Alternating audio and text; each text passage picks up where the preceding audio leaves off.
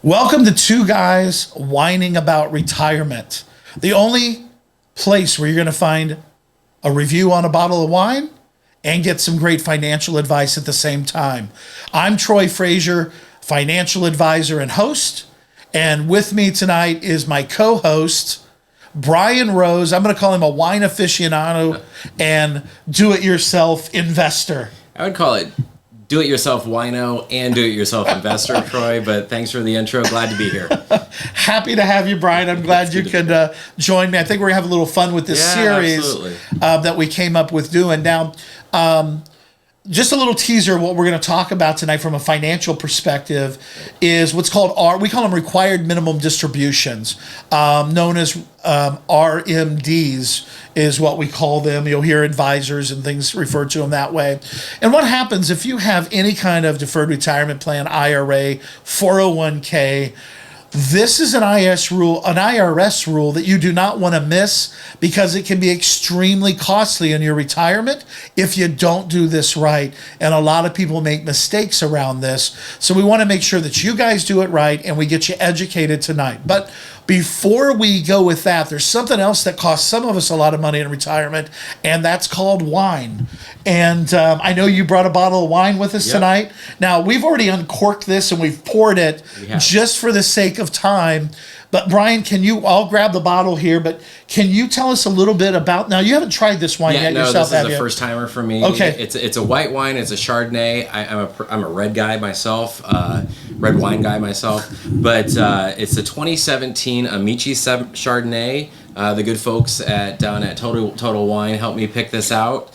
Wine Advocate gives it 90 points. We're looking for notes of honey peaches, apple pie, and orange blossom. Are you getting any of that on your nose? Well, I can tell it's like a little fruity smelling to me, but I don't know. Yeah. And like you, I'm not a big white wine guy. I'm more of a bourbon whiskey kind of guy anyway than I am wine. Well, this would be a medium-bodied Chardonnay with a fruity finish, so you're good there. So I'm getting notes of the orange blossom. And did you like it? Cheers. Let's just give it a little try here. Right. Yeah.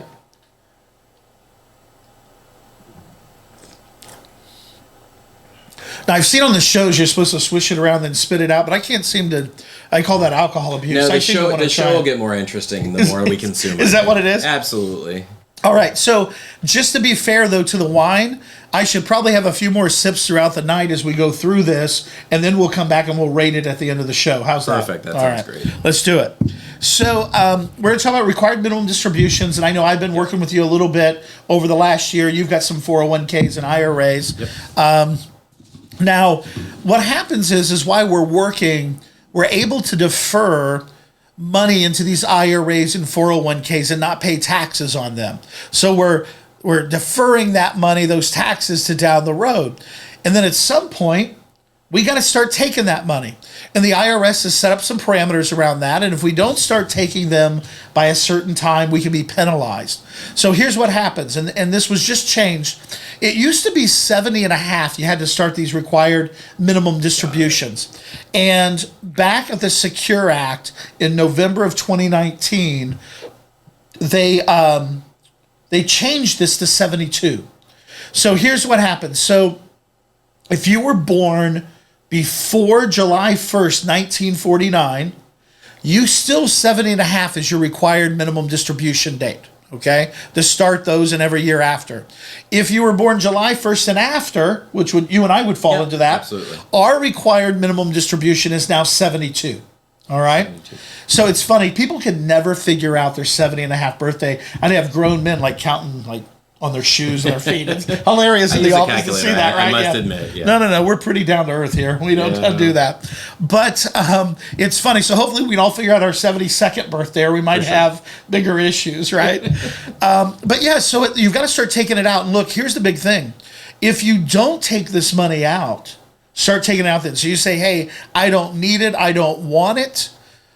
You're going to get hit with a 50% penalty on top of your normal taxes. I got to write that down. Yeah, so let me just give you an example here. So if you were supposed to take out $10,000 and you didn't take it out for whatever reason, not only are you going to get penalized $5,000 because that's 50% of 10. But now you're going to have to pay taxes on the whole 10,000. You'd be lucky to walk away with $1,500 out of that whole equation. So you want to make sure, yeah, right? So you want to make sure that you start taking these out at the proper time to avoid those big penalties. So, now, go ahead. So now we know when I have to take them out, but how do I decide where to pull the RMDs from? Do I equally across my portfolio, or how does that work? Yeah, so let me go into, first before I cover that, let me go into, there's actually how the calculation goes into it. Perfect. And then I can get into that. That's going to help me a little bit there. I had that question too. So, did you? You got I that did. right? It's amazing. All right. So what I'm holding in my hand right here is they actually are changing for the first time since I've been in this business. They're changing that calculation. Well, you've been in this business a long time. Well, a little over 20 years, believe it or not. So what happens is everybody always goes, hey, it's a percentage, it's a percentage. Under the true way to do it, they take your value December 31st of each IRA and each 401k, and then you look up on a simple chart that you can find in publication 590 of the IRS code. And it'll say, for instance, when you're 70 and a half, you have to divide that number by 27.4. Now, on the new uniform table that takes effect next year or 2022, that divisor is 29.1. So actually, you end up taking less because if your divisor is higher, your percentage goes down that you have to take. So it's about 5.75, almost 6% less than what you have to take out currently now. But if you want a copy of this, all you got to do is call into our clients that are watching, call in, talk to Samantha, and she'll be able to get this out to you. Either Samantha or Jennifer will into our office. Now, if you're not a client and you want to get a hold of this, you can always go to myfearlessretirement.com. That's myfearlessretirement.com, all one word, and you'll be to sign up there and set up a one-on-one with me, and we'll make sure we get this out to you and really get you advised of this and in your retirement plan. Okay? So now, Troy, something you mentioned there was a column for IRAs, but then a separate column for 401ks. What's that about? Yeah, so here's what happens. A lot of people, and this is where you really need to know the difference between your IRA and 401k. I know it seems semantics, but a lot of times people will come in and they'll go, they took their 401k, let's say it was at Fidelity Net Benefits, right? And then they just rolled it over into an IRA because they left the job, right?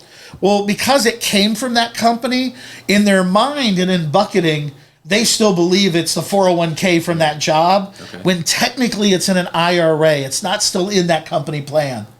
So, but that distinction is really a big difference when it comes to calculating these. Because true IRAs, no longer in a company plan, but IRAs, you can aggregate, you can combine A, B, and C IRA together at different places. What we call aggregation, come up with one number, do this divisor I just went through, and then take that RMD from any of your IRAs, one or a combination of them. It doesn't matter. Uncle Sam just wants his money. Right. But your 401k cannot be aggregated with other 401ks or other IRAs. It can only satisfy its own required minimum distribution. 403bs are kind of a different animal also, so you want to be careful there. So this isn't a task that you necessarily in the beginning want to take on yourself. You definitely want some help because that at 50% penalty is pretty steep. Yeah. Okay? Definitely. So you definitely want to get some help with this. Well, I definitely learned something there. I had no idea about the distinction between the 401k, IRA. Good information. Most people don't, and they think I'm crazy when I go now, is it still with the company plan or is it an IRA? They're like, I just told you it's an IRA, So. Right. Okay, so we've established all these, these prerogatives for IRA or for RMDs.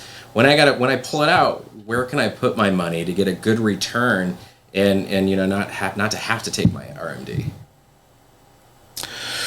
I think I heard two separate questions there, so let me kind of back up a little bit. The first one is, where can I invest my required minimum distribution? Sure. And the other one is, how can I not pay taxes on my required minimum distribution? How can I not take it? That's fair. Is that what you're asking me? Exactly. Is there any way around it? I'm going to take that one first because that's the easiest one. There is no way around paying your required minimum distribution. You have not paid tax on that money. You have to pay taxes. I don't care what you're reading on the internet, what the headline says. They're luring you in. Now, there's ways to recoup that money in the taxes that you paid in your estate when you die. If you're looking to leave money on to somebody, those types of things. There are planning techniques and things we can do to make sure you get that money back in your estate, and that your heirs get it or the family gets it and not Uncle Sam keeps that money. Okay. So there are ways to do that, but you're going to have to pay the taxes with kind of a little exception. Okay? There's a couple of ways. Now, this would be a whole nother show, but there are ways right now under the tax code that if you're charitably minded, you're giving to the church. This doesn't have to be big amounts. This can be small amounts. We think charitable giving sometimes, we think of big family foundations and things like that. But I have a lot of clients that are giving, $3,000, $5,000 a year to their church, and we actually take their RMD and go straight from there to the church and don't pay taxes on the required minimum because we use that as our donation. It's what's called a QCD. Whole different, but that's one way. Not going to go into details, but that's one way. The other way is that there is an item called a QLAC, and that's QLAC. And a QLAC really, it defers, it more kicks it forward to like age 85 or beyond, to where you don't have to pay the required minimum now. Now, look, if you've got large IRAs, this isn't really going to do anything for you. People talk about it as an item to get you in, right? But if you have smaller IRAs and it's causing you taxation on Social Security and other problems, we might be able to use a QLAC to help you out. So the QLAC works in a very small part of the time if you have smaller IRAs and that sort of a thing. Okay. But those are really the only two ways you can get around it. Okay. So we established that RMD was required minimum distribution. Can you take out more than the minimum? Oh, yeah, absolutely. Okay. Great question. I get this all the time from my clients. Yeah, you can take out more. This is just the minimum. It could be a needs-based reason you need to take out more. It could be a tax planning reason that we're taking out more. But yes, you can always take out more. You're just going to pay taxes on it, right? So it comes up to a taxation question. Okay. Whether it makes sense or not. Perfect. Well, those are my questions. That's it? That's all you got? Okay. All right.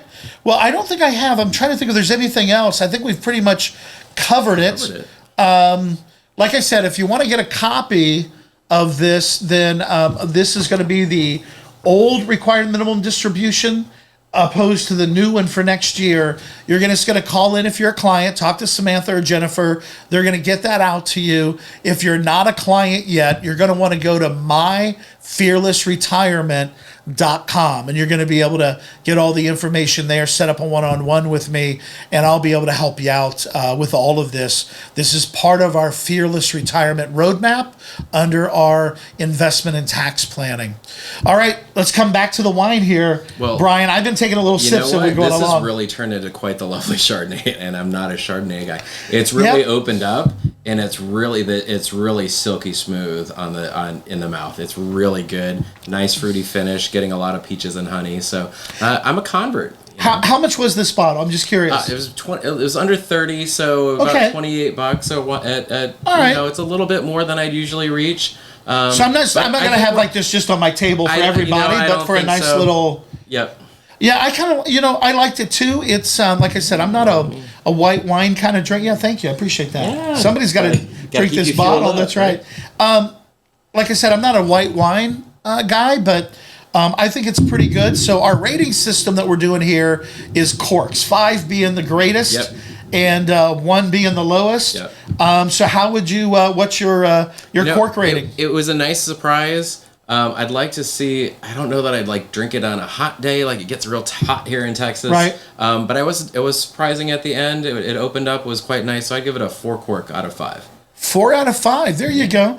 Yeah, I was going to say 3.5, but maybe you pushed me over to 4 there with your description. Like I said, I'm going to give it the benefit of the doubt because I'm not a big white wine drinker. But it, like you said, it did open up. And I don't have any kind of bad aftertaste or anything very smooth. Like I do. So cheers. Cheers. All right. 2 guys whining about retirement. We'll be back with more financial topics every week. So make sure you're looking out for our next post. And cheers and happy whining.